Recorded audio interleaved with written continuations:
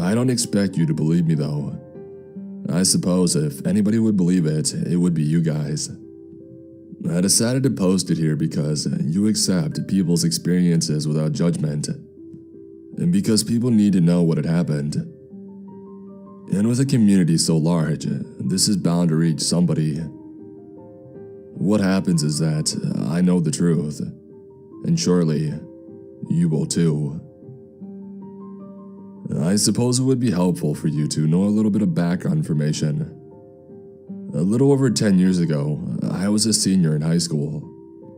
And like many teenagers, I was high off of the feeling of invincibility a driver's license and a car full of friends gave to me.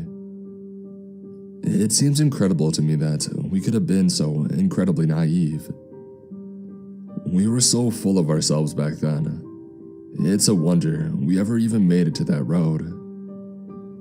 When I look back at all the stupid stunts that we had pulled, well, you know what they say about hindsight. My buddies and I had a real tight-knit group. A couple of us had been together since the 4th grade. That was me and Tyler. Tyler was a big guy, tall, even when we were little, and bulky too. And although none of us were really jocks, Tyler played on the high school football team. The next to come along was Franco. He joined us in the 6th grade. Everything that Tyler was, Franco wasn't.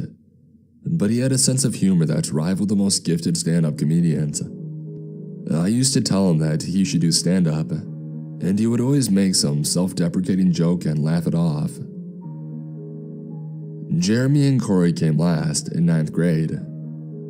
Those two were as different as day and night, but somehow their dynamic worked. One was tall and lanky, and perhaps the most responsible of us all. The other was rough, rugged, had a full beard at 14, smoked, and used to experiment with a tattoo gun of his own making. And then there was me. I don't know how I fit into the group, honestly. If pressed, I would say I was a sort of combination of the qualities of each of us, which, now that I think about it, just about sums me up. A jack of all trades, a master of none. Anyway, the 5 of us were a real tight crew, and despite the fact that we didn't all attend the same high school, it didn't stop us from doing just about everything together. I could tell you stories about adventures in chasing girls, forming bands, facial hair contests, and the wonders of a corncob pipe, but that's not really the point. If you're at all familiar with the greater Delaware Valley, or really anywhere in southeastern Pennsylvania, northern Delaware, or eastern Maryland, then you probably heard the tale of Devil's Road. I know, it sounds like some silly urban legend with a tremble name. And I suppose much of it is just that, a legend. Tales vary wildly from person to person, just about the exact nature of this little stretch of roadway, with everything from satanic cults, inbred DuPonts, they're a rather famous and wealthy family in Delaware state history, and the KKK, alternately making appearances in various versions of the legend. A couple of things most of the different versions agree upon include travelers being chased off the road by jeeps or pickup trucks with bright headlights, oddly shaped trees, and a general air of creepiness that permeates the site. Below is a link with a short overview of the general legend and its various incarnations. If you want to poke around on Reddit or YouTube, there are some posts and videos that you can read and or watch to help round out your understanding of the legends in the area. A local radio station has also recently covered the legend. Their write-up is here as well. I think I've successfully proven that this story isn't just some fabrication I made up out of sheer boredom. Stories of Devil's Road and the Cult House have abounded for decades, long before I was even born. It's easy, of course, to write off such stories as ridiculous myths or misunderstandings, and while I will agree that some of the tales are clearly deficient, legends tend to have a nucleus of truth to them. In the case of Devil's Road, that nucleus is not to be underestimated. One thing I would like to be very clear on is the exact location of Devil's Road. From time to time, different names have been given as to the location of this bizarre place. Beaver Valley Road was once incorrectly given to me as the name of the entry road. This is again incorrect. The road's true name is Cozart Road. It's not easy to find. Cozart Road is one of those blink and you miss it type of locations. The turn is hidden away from the main road connecting Pennsylvania with Delaware, and there is no longer a street sign identifying the road at all. If you don't know the location already, chances are you won't be able to find it. However, since I've been there more than once, I do know the location. If traveling northbound on Route 52, you want to make a right-hand turn immediately after passing the Fairville Inn. Here's a satellite view of the area. As you can hopefully see, Beaver Valley is just to the southwest of our destination, so perhaps it's understandable why sometimes the names get mixed up. This entire area is a complex web of connecting winding back roads that take travelers off the beaten path and away from civilization. If you're unfamiliar with the area and don't have a good GPS, it's very easy to get lost back here. And one thing is for sure, you don't want to get lost anywhere near this area.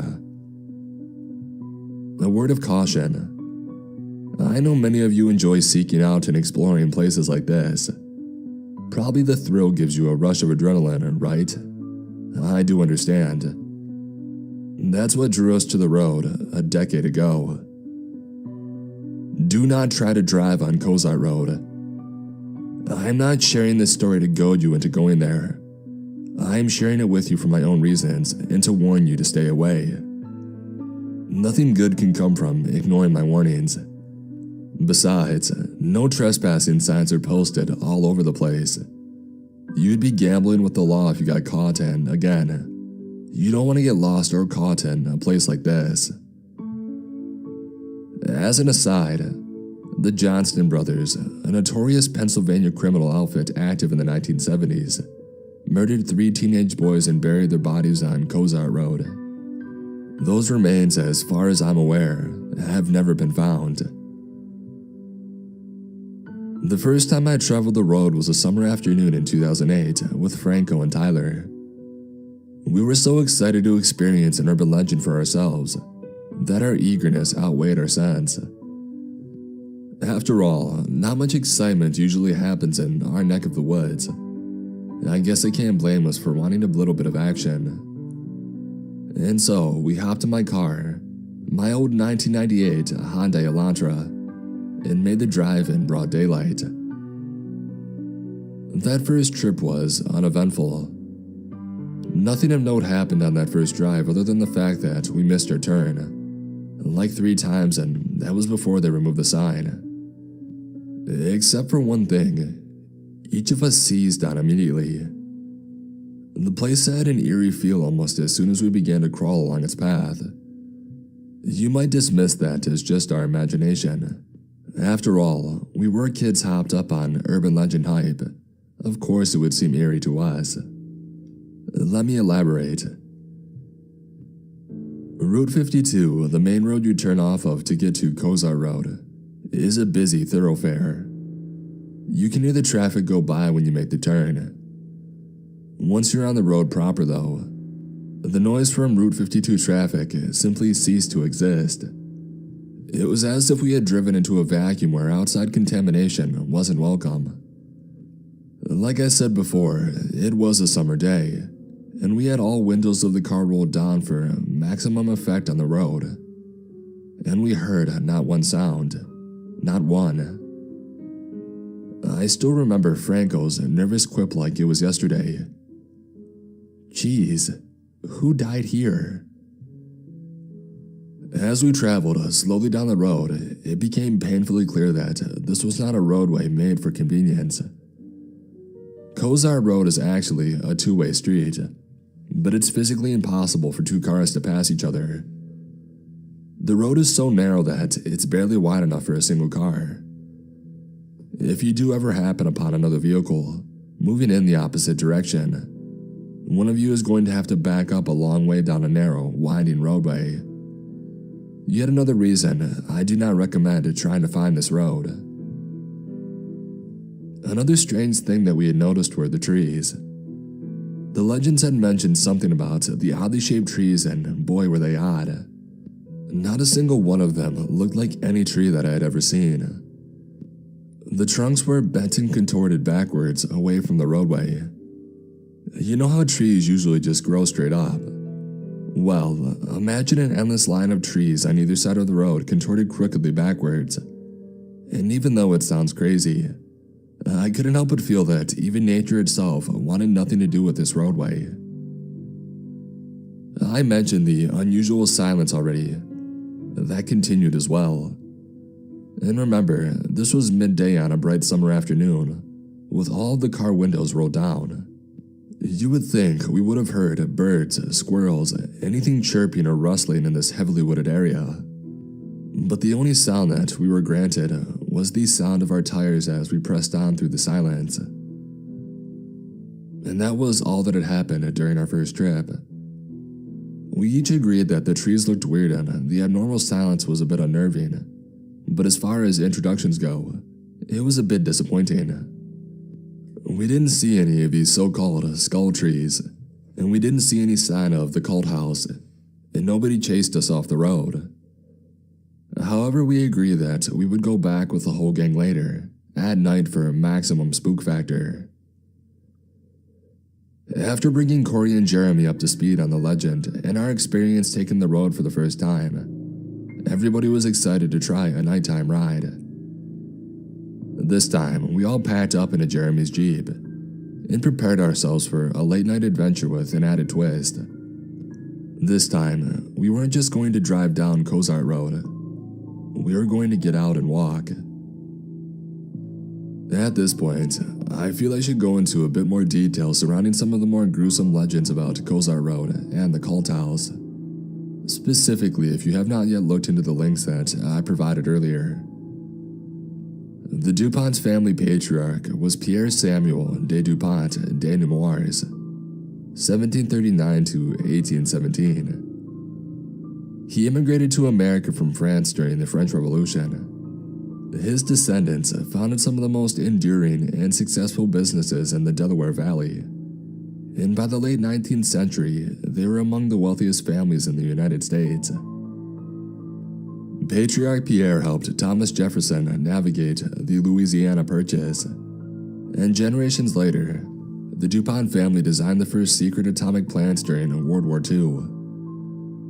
The Delaware Valley is littered with institutions bearing the DuPont name, with everything from chemical companies, museums, schools, and children's hospitals bearing the DuPont name and fingerprint. Rumor and scandal have followed the DuPonts from almost the very beginning, up to and including incest, sorcery, and murder. Patriarch Pierre was fond of advocating intermarriage between DuPont cousins to ensure honesty of soul and purity of blood. That much is known for sure. And according to some sources, sometimes the practice extended to siblings. Even generations later, in the early 20th century, the DuPont clan maintained the practice of family marriage, despite the rising tendency towards abnormalities in their offspring and a family weakness for tuberculosis. And this brings me back to the story surrounding Cozart Road. Local legend says that the cult house, which sits high atop a hill overlooking the abnormal roadway, once belonged to the DuPont family. The skull trees refer to locations along the road, beneath the hilltop mansion, where members of the family buried their deformed children, or as some versions of the story say, offered the living children as sacrifices. Sacrifices to what is anyone's guess. I don't know what I believe about the DuPonts and their involvement in this whole thing. At the end of the day, I can only tell you what I saw and what happened to me directly. I can also tell you that this entire area along the Brandywine River is old. Older than old. European settlement in this area dates back some 400 years, and the indigenous people of the land lived here many centuries before that. Tribes native to the area include the Lenni Lenape, whose name translates to pure original people. In colonial times, native tribes further north in modern-day New England likewise referred to the inhabitants of the Delaware Valley as the original people. All of this is information I have learned since, well, I'm getting to that. Nightfall eventually came, and with it, the boundless hype of 5 teenage boys ready for a scary adventure. None of us really expected much, especially after the first trip earlier in the day had been so anticlimactic. At best, we were hoping to maybe get chased by some rednecks in a pickup truck. It would be a cool story to tell at least. Around 10:30 p.m., we all loaded into Jeremy's Jeep and made our way to the road with the goal of reaching it by 11 p.m. We made pretty good time, and our memory served us well as far as finding the entry point. Once again, traffic noise simply cut out once we had turned onto the road proper. No sound, not even the chirping of crickets, gave life to the humid summer air. As we reached a point about 5 minutes into our crawling drive, Jeremy stopped the Jeep so we could get out and explore. It was the deadest quiet that I have ever heard. "Hey, come check this out," Tyler said quickly. We followed him up an embankment where he was kneeling next to a hollow tree trunk. I didn't get a picture of it back then. I didn't own a smartphone in 2008.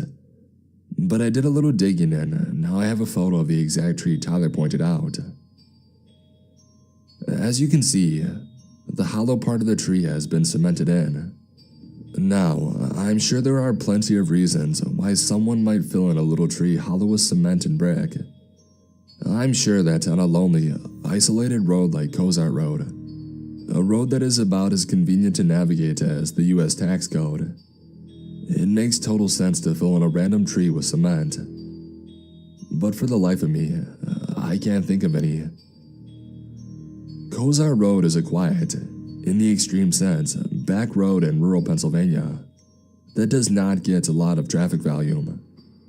What purpose does the cement serve? What is it hiding? "Hey guys, look up." Jeremy's voice sounded strange, almost as if he couldn't quite believe what he was seeing. I looked to see what he was staring at and was completely taken aback. High atop the hill on the road's right stood an enormous house bathed in orange light. 2 large windows blazed like orange eyes overlooking the valley, with 2 large, unmistakably cross-like shapes occupying either window. In the quiet darkness of the valley floor, with contorted trees twisting away from the road, and a cemented-in tree trunk just inches away, it was very easy to look up at the house and feel a sense of uneasiness that might have made the whole trip worth it. From this vantage point, with all that orange light and the crosses in the windows, it looked like a genuine haunted house. What made me even more uneasy was that it hadn't been there 10 seconds earlier. And now you could argue, I suppose, that the house had been there all along, and that whoever was inside just hadn't turned on the lights yet. At 11 p.m., I had a hard time believing that, but you could argue that point. But I had already been there hours earlier in broad daylight. 3 of us had, and none of us had noticed a great big manor house with crosses in the windows, looming over top of us when the sun was out. You would think something like that would be difficult to miss, but miss it we did, not once but twice. Call me crazy, but I don't think that house was there until Jeremy pointed it out. It was about that time that I began to put some of the pieces together. Perhaps it wasn't a coincidence that this tree, which someone had gone to such efforts to conceal, stood at the base of the manor-topped hill. Thinking back to the stories I had read in preparation for the trip, perhaps there genuinely was something to hide. And that was when the baby cried. "Did you hear that? What the hell was that? Shut up, listen." I strained my ears to make sure that I wasn't imagining it. For the first time since we had turned onto the road, there was sound coming from somewhere other than us. The unmistakable wails of a crying baby. It was muffled, as if it was coming from somewhere some ways off. But it was no mistake. All 5 of us heard it. I slid down the embankment closer to the Jeep to see if I could hear it better from there, but if anything, the cries just grew fainter still. Taking their cue from me, the others climbed down off the embankment and we all piled back into the car. You might think us cowardly for not investigating the sound further. What if there was an actual baby in distress? My guess is that whatever we heard was something beyond our help. The Jeep moved at a crawl as we craned our necks to look up to the house on the hilltop. There didn't seem to be any driveways or access roads, so it was a bit of a mystery as to how anybody actually got up the hill to get into the house. We would have kept looking up for who knows how long, had it not been for the ungodly thunder that ripped through the air, making our Jeep rattle and shake like a tin box on wheels. The sound was by far the loudest, most earth-shaking rumble I had ever heard. It sounded like a freight train was roaring through the air above us. The look we all shared with one another, as we tried to figure out the source of the ungodly noise and the crying from before, was one of confusion and fear. We had come here to be freaked out and entertained. The road was paying us in fear. At someone's urging, I forgot who it was, Jeremy kicked his Jeep into gear and began to drive away a little faster than before. The rumbling had stopped as suddenly as it had begun, leaving the night deathly still and quiet once more. We nearly crashed when Jeremy slammed his feet on the brakes as something came out from the tree line on our left and into the middle of the road. A goat stood there looking at us. It was pale white and would have stood out in the darkness, even without our headlights shining on him. It wore no collar and no bells. It didn't chew its cud like goats tend to do. It simply gazed at us, and we at it. It seemed to look right through us. I've never been frightened by a farm animal before, but I didn't like that thing one bit, and I felt like it didn't care for us either. We sat there in silence, 5 teenage boys staring at a pale goat on a deserted road that had given us more than our share of creeps for the night. And then it bleated at us.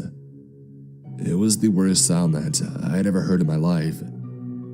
It bleated the sound of a crying baby. I sat there transfixed as this creature replayed the wails that we had heard earlier while investigating the sealed-up tree. It bleated continuously, each new sound louder and more aggressive in its agony than the one that came before it. Our ears rang with the plaintive whining of frightened babies so loudly that we actually covered them with our hands. Franco buried his head in his arms and shuddered in his corner in the back seat. When it was over at last, the goat gave us one last piercing stare.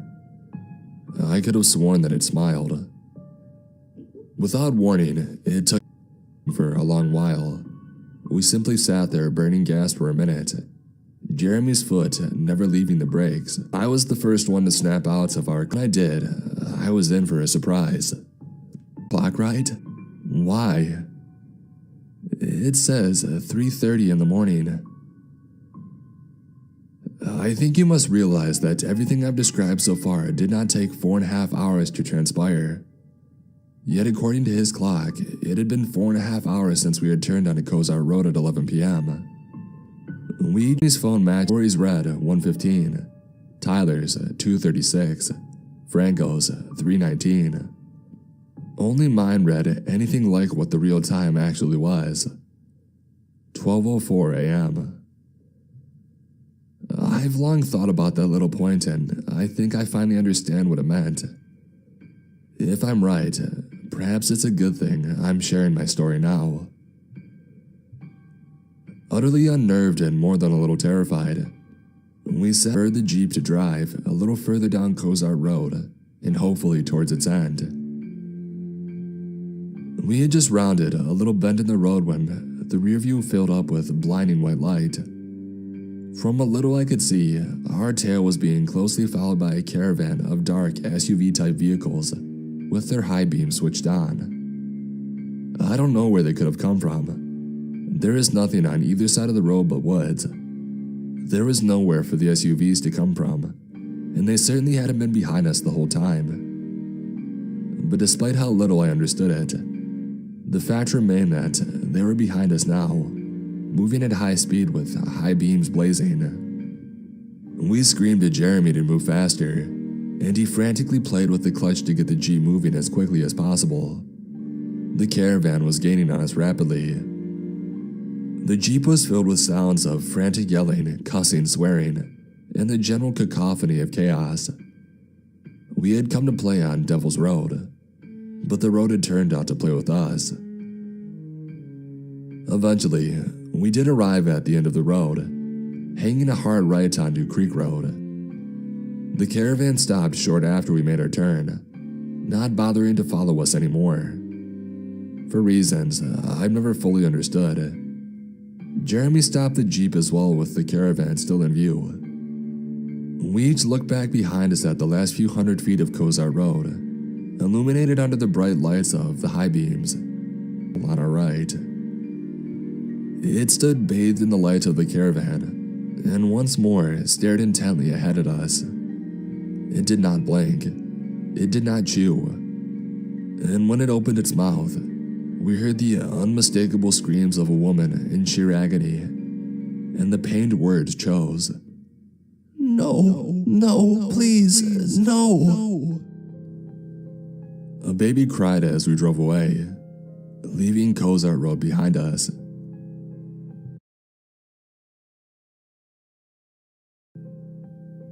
As I said, over a decade has passed since that night spent on the road. I tried to talk of it a few times to make sense of it. We never could, and the others would never speak of it again. After high school, we each went our separate ways. It's amazing how so many years of friendship can so easily vanish. Some might say that it was always bound to happen once we didn't have the glue of high school keeping us together. I don't exactly agree. Same school to be dealt with that separation rather well. It's frankly astounding to me how it all fell apart in just a few months after graduation. If I'm honest with you, I blame the road for some part of it. Maybe that's stupid, but I can't help but feel those sounds, those images that we couldn't explain. I wondered what would happen of us if we had never gone there at all. Corey died at 22 years old. Tyler followed not long afterwards. For a while, Franco, Jeremy, and I tried to rekindle whatever we had had in the wake of losing our friends. It didn't last. All the humor had gone out of Franco. And Jeremy, our pillar of responsibility and he knocked up a girl, ran off, and shut himself off from the world. They found his car a year ago in the Brandywine River, his body still strapped into his seatbelt. And for Franco, not long before Jeremy, he said it paid well. In fact, he had seemed happier than I had seen him in years. So for the old Franco, he used to make me laugh so much. They found him hanging from a contorted tree on Cozart Road last summer. Now that each of them had passed, I now believe I understand the meaning of our clocks that night on the road. Only one clock kept the right time. Only one person has lived long enough to have a reasonably happy life. Only one person has kept going long enough to tell you what had happened, and hopefully to convince you to leave well enough alone. Because nothing good can come from chasing after legends. Recently, I decided to do the unthinkable. Early this past autumn, I returned to Cozart Road. But I would never forget this place. I wasn't foolish enough to go at dark this time. I decided to go alone in broad daylight. I would be dragging no one along with me this time. The road sign isn't the only thing that has been removed. I knew from my research and participation in online forums that Kozar Road had seen an increased police presence in recent years. They say it's because residents of the quiet, peaceful streets have complained about unruly adventure seekers disturbing the peace. I don't really believe that's really it, but that probably does play a minor role. The cement tree is what it looks like now. If the police sought to end the mystery of this place by cutting down the tree, they were sadly mistaken. The mystery endures. The mansion on the hilltop was nowhere to be seen. Something I expected and makes its abode here is a being of night and shadow. I'm certain of it now. I don't know what involvement, if any, the DuPonts have ever had in the mystery of Kozar Road.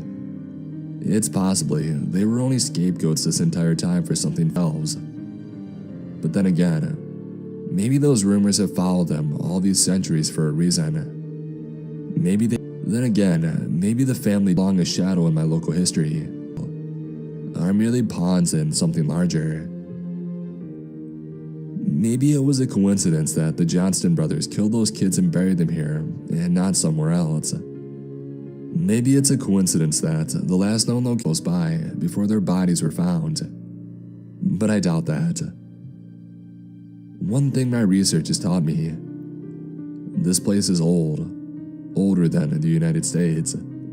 Older than Pierre Samuel DuPont. Older even than the pure, original people who once roamed this land. Whatever is here, it was here before us, and it will be here after us. And that's especially true if you think you would like to play with Devil's Road. The road is not a toy to be explored for your amusement. We learned that to our sorrow. A pity that I'm the only one left who maybe understands it truly. I drive near Kozar Road every day on my way to work. I even used to take Creek Road, that roadway that connects to Kozart, and that we turned onto in our haste all those years ago to escape a convoy. You better believe I was thrilled when I found a slightly faster way to work that didn't involve getting so close to Kozart. When I returned last fall, I didn't linger on that road long. I didn't even leave my car to take pictures of the tree stump. I drove along quietly, observing what I could, seeing less than I remember, and treating the road with much more respect than my 17-year-old self ever would have. This time, there was no high-beam chase. There was no screaming woman. There was no crying baby. In my rearview mirror, I could have sworn I saw a pale head sticking out of the trees, and the faint sound of Franco's laughter coming from in between.